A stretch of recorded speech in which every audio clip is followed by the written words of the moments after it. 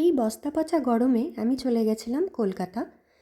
তো যেহেতু লোকাল ট্রেনে গিয়েছিলাম সেহেতু একদম বিধ্বস্ত অবস্থা ছিল গরমে, আর পড়েও ছিল সেদিন প্রচণ্ড গরম।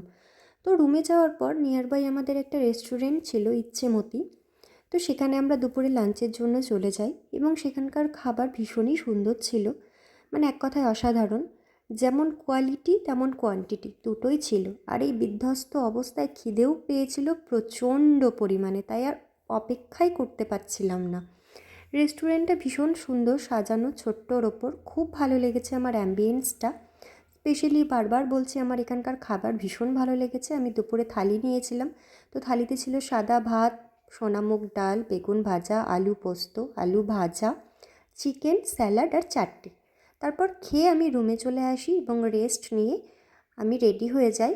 যেহেতু আমাদের রুম থেকে নিউ মার্কেট ছিল একদম কাছে, তো অবশ্যই যেতেই হবে। তো এই যে আমরা সেখানে চলে যাই, আর এখানে বার্গারিং চলছিল, তাই আমি একটু হাসছিলাম।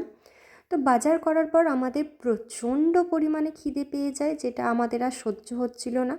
তো তারপর আমরা এই রেস্টুরেন্টটায় আসি স্ট্রিট ফুডে খাবো বলে। তো আমরা খাবার অর্ডার দিয়ে এখানে অপেক্ষা করছিলাম যে আমাদের খাবারটা কখন আসবে। আর এই যে ফাইনালি আমাদের খাবার চলে এসেছে। আমাদের খাবার ছিল চাউমিন আর শেজওয়ান মোমো। আর এরা তো এত ভুক্কার ছিল, আমাকে ভিডিও করতে দিচ্ছিল না খাওয়ার জন্য। তো যাই হোক, খাওয়া দাওয়া করে আমরা রুমের দিকে রওনা হই। যেহেতু আমার রুম থেকে নিউ মার্কেটটা ভীষণ কাছে ছিল, তাই হেঁটেই আমি রুমে চলে যেতে পারছিলাম। এটা আমার কাছে খুব ভালো লাগছিল। আর নিউ মার্কেট আসবো, বাজার করব না, এটা তো হতেই পারে না। তো কী কী বাজার করেছি সেটা তোমাদেরকে পরের ভিডিওতে শেয়ার করব। কার কার নিউ মার্কেট থেকে বাজার করতে ভালো লাগে আমাকে অবশ্যই জানিও। তো চলো টাটা, দেখা হবে আবার নেক্সট ভিডিওতে। ততক্ষণের জন্য সবাই ভালো থেকো, সুস্থ থেকো। টাটা।